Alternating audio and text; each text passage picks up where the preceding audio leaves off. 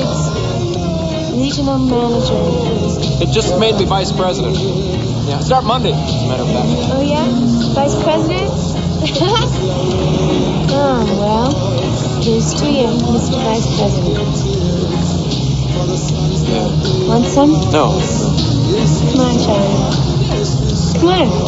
Okay. Jeff Daniels, a successful yuppie businessman, lets loose with the funky young woman Melanie Griffith in Something Wild, an adventure that starts out like a lark but winds up very dangerous. I'm Gene Siskel of the Chicago Tribune. And I'm Roger Ebert of the Chicago Sun-Times. Something Wild is like a daydream that turns into a bizarre nightmare. The movie opens with a man trying to walk out on his check in a restaurant, and that little streak of lawlessness intrigues the woman who follows him out onto the sidewalk. And she invites him into her car, and she looks pretty, and he says, gee, that's great. And that's when their wild ride begins, a ride that we saw the beginnings of in that first clip.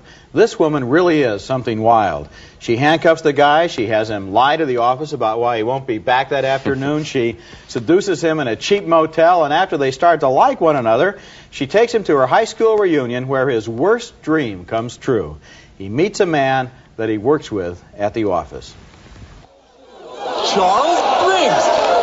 Ah, God! No, just let me do the talking. You don't know me. Larry! Briggs, what the hell are you doing here? I thought you never got out of the office, much less out to Pennsylvania. You remember my wife, Peggy? Honey, you remember Charles Briggs? You met him at the Christmas party last year? Yeah! Charles, congrats on that promotion. You know, you really deserve it. I always knew you were the kind of guy to go right to the top. Thanks, Larry. That's nice of you to say. I bet you say that to all the new VPs. Larry, this is Audrey. We've known each other. We're lovers. Well, only in the sense that, all human beings are lovers. Audrey Briggs? Well, I had to take his name for the baby's sake.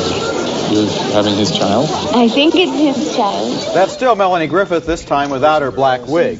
They meet somebody else at that reunion, the woman's husband and former partner in crime who's just gotten out of prison. And of course, he sees right through their marriage masquerade. Now, I know you two can't really be married. I haven't seen you in a long time, baby, but they would have sent me papers if you were divorcing me. So why don't you two lovebirds just tell me what is going on? Kill me! Damn it! Hey, knock it off in there! You knock it off! Who are you talking to? Shut up! Just shut up! Stop it. I'll tell you, all right? He's just a guy. I picked him up on the street in New York.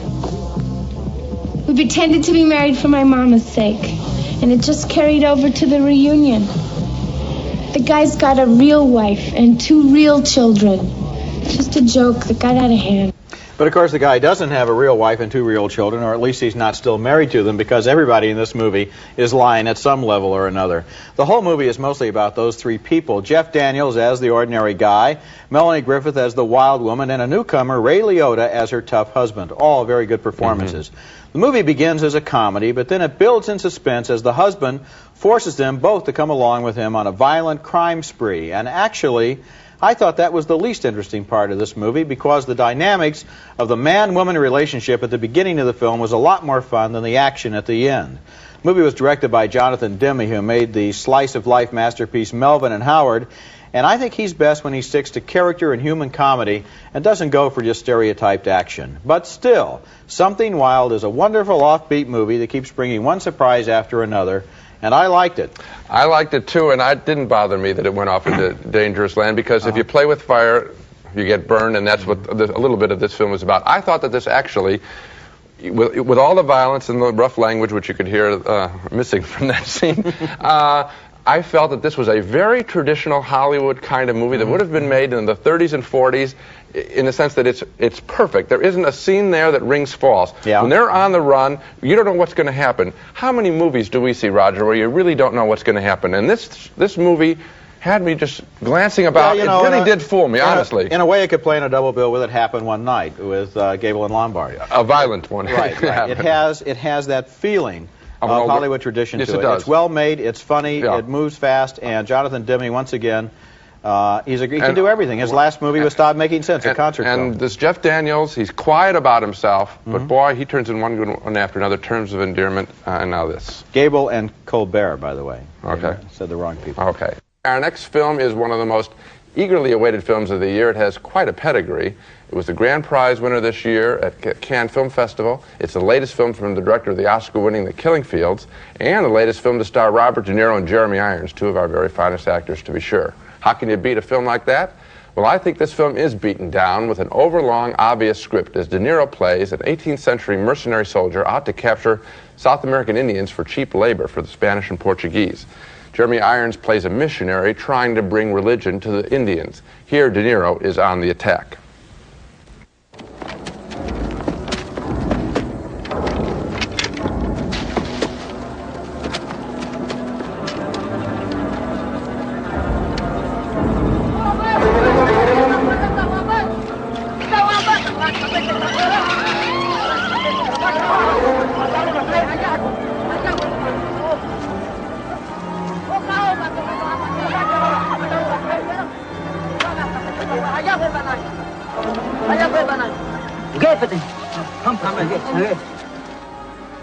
Who are you?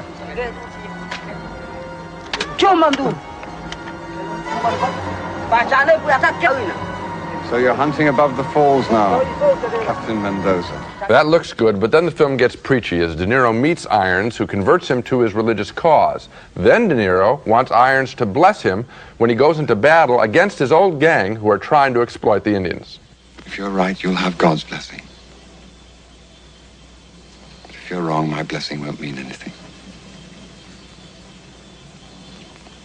If might is right, then love has no place in the world.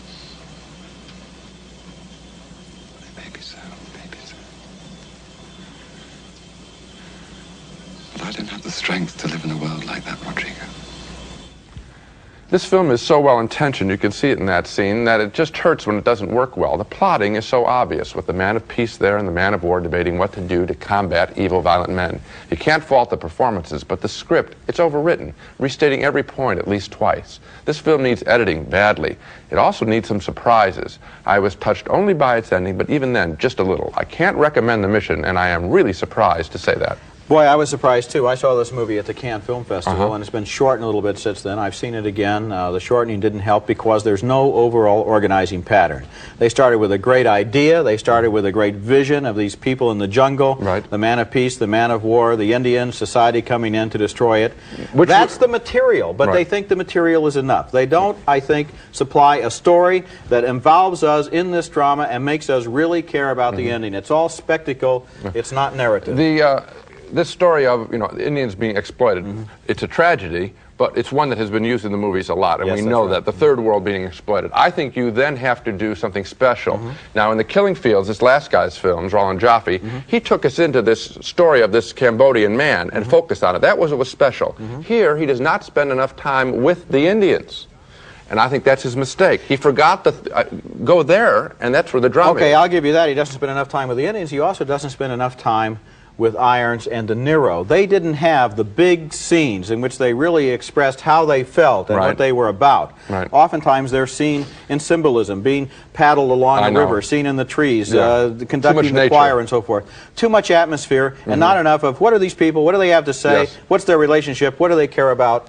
That would have made it into a better movie. I agree, and it's too bad. Our next movie is named Hoosiers. I suppose everybody knows that's what they call people from Indiana, or at least everyone we know does. that in Illinois, anyway. Does everyone know that? Yeah. I don't know. Maybe you should consider this review, though, sort of an early warning, because the movie hasn't opened in most parts of the country. In fact, it's opening only in Indiana, and it's going to open elsewhere in January, but I think they ought to open this one in New York and L.A. to qualify for Academy Awards, because I think it's that good, especially some of the performances. This is a wonderful, exciting, heartwarming movie. Now, I used to be a sports writer when I was in high school, and quite honestly, I thought this movie was as much fun as going to a high school basketball game. And that's praise. The film stars Gene Hackman as a middle-aged man who's hired as a basketball coach in a very small Indiana town. Now, what is this middle-aged guy doing in such a backwater? He only has 7 players to start the season with on his team, but he works hard with them, and they get to be pretty good. And the early scenes in the movie are mostly about how he convinces them that they really can play good basketball. Here's what we're going to do. Jimmy, they're going to be expecting you to take a last shot. We're going to use you as a decoy. Buddy, you get the ball, give it to Merle on the picket fence. He's going to take the last shot. All right, let's go. matter with you guys? What's the matter with you?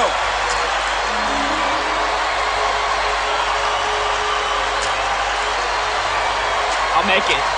Hackman doesn't simply try to reform the team, he also takes on the challenge of the alcoholic father of one of the players who may be a drunk but knows his basketball. I want you to be my assistant. I want you to come to practices and sit on the bench with me during the games. Me? You want me? What do you say? Under the following conditions. That you clean yourself up and you shave and you show up at the games on time and the practices and you wear a shirt and tie. Well, I got myself a suit right there. I got a wing dinger. I was married in that suit there. And that you're sober. That's Dennis Hopper in a fine supporting role there as the man who's given a second chance in life. And Barbara Hershey is also good in this movie as the high school teacher who is suspicious of Hackman. We find out that Hackman is getting a second chance too because he got thrown out of college basketball 10 years earlier for losing his temper and hitting one of his players. The second half of Hoosiers combines those human stories with the team's road to the state tournament. And although it was pretty easy to figure out who was going to win, I found those closing scenes amazingly exciting. I was reminded of another great Indiana movie about sports and people, a movie named Breaking Away. This is a real good movie with a great performance by Gene Hackman. Gee, and when you say Breaking Away, I think, which I love so much, I think I'm not reminded by Breaking Away because I hadn't seen anything quite like Breaking Away when I saw it, whereas I have seen movies similar to this. You talk about the sports ending, and I felt that that's where I was let down.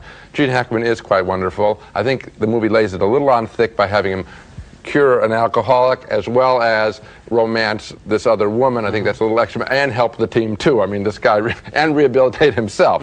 I just think he's asked to do too much. It's a nice performance, but then when they get on that basketball tour, I just wish some variation had been played. Something had been played that made it a little bit fresh. It's not a bad movie. I just thought it was a little too predictable. Well, of course, you could always surprise everyone by having them lose all of their games and still build their character, but that wouldn't necessarily be great box office. Those aren't the only options. What I liked about the movie, and I know just a little bit about sports, probably no more than you do, is that they really did pay a lot of attention to his coaching strategy, to his approach, and to the discipline that he tried to instill, and how he tried to teach them to play. And you could see that, so that it was a sports movie where the actual strategy was part of the plot, in addition to all the other things you're talking about. Yeah, but I went to high school in Indiana, and I know that the team that they would have played against, as one of the South Bend teams, would have blown them right off the court. Yeah, but what you also know, of course, is that that's a totally irrelevant thing for a movie critic to say, because special knowledge has nothing to do with whether a movie works and whether it's entertaining. So you're ashamed of yourself. I always thought my special knowledge was why I was on this show. Special knowledge about movies, but not about Indiana basketball. Coming up next, and did you play, by the way? No. No? Too bad. Might have made a short, but he hustles. Our next film is so inept that just when I thought Howard the Duck had the worst film of the year prize all locked up, here comes Sky Bandits to give it a run for the money. Sky Bandits is a laughably bad adventure film that is a bad cross between Butch Cassidy and the Sundance Kid and those magnificent men in their flying machines. And Roger, I had to say bad cross, so in the ads they can't say it's saying it's a good cross. It's a bad cross between those films. It's about two young cowboy rascals, bank robbers actually, who are caught. As punishment, they are conscripted into fighting for the Allies against the Germans in World War I. But they soon trade the infantry clothing for piloting planes, which they do about as well as they rob banks. Want to see some bad special effects? Check out the obvious fake planes as they attack the Germans' secret weapon, a giant dirigible.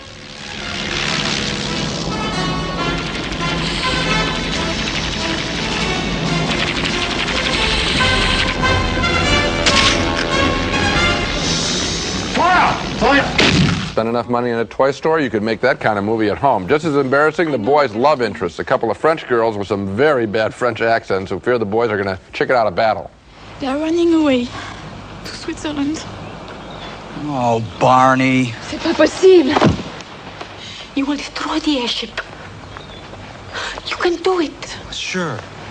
But all that matters is that you two are with us, right? No. Yvette. I got my reasons for doing what I'm doing, all right? Oh, Yvette. Even, they picked the most obvious French names. Give the her other a... one is Mitsu. Why don't you give me, Giselle or something different? Not be a vet. They all look like they belong in a Calvin Klein ad for underwear rather than acting in this stupid movie. The acting is pathetic. The special effects are not special. The only entertainment value is one's amazement at just sitting there seeing how bad a movie can be. You know, you talk about the French girls. They have a very thankless role in the film. Right. They meet them. They get to live in their tents at the airfield. The commandant's pretty understanding. There's no sex in this film, and then frankly. they spend, there's no sex at all. And then they spend the whole movie on the ground looking up at the sky for their returning masters. Now, in the Battle of Britain, a movie made in 1969, their roles were played by a dog. That's right. Better. This movie, it really is bad. The only reason to go see it at all is to see how bad special effects can be. That's exactly right. Raisinets and Goobers are playing everywhere, starring plump, juicy raisins and great golden peanuts. Both now feature creamy Nestle milk chocolate. Get all the natural action of fiber you need for healthy regularity. Concentrated in easy-to-swallow FiberCon laxative tablets. FiberCon. Shout. Now improved with 25% more cleaning power. Want a tough stain out? Shout it out. Tappan SureCook Space Saver Microwave is perfect for kitchens where space is at a premium. Tap and touch solid-state controls, automatic temperature probe, and wood grain decor. Furnished by Tappan.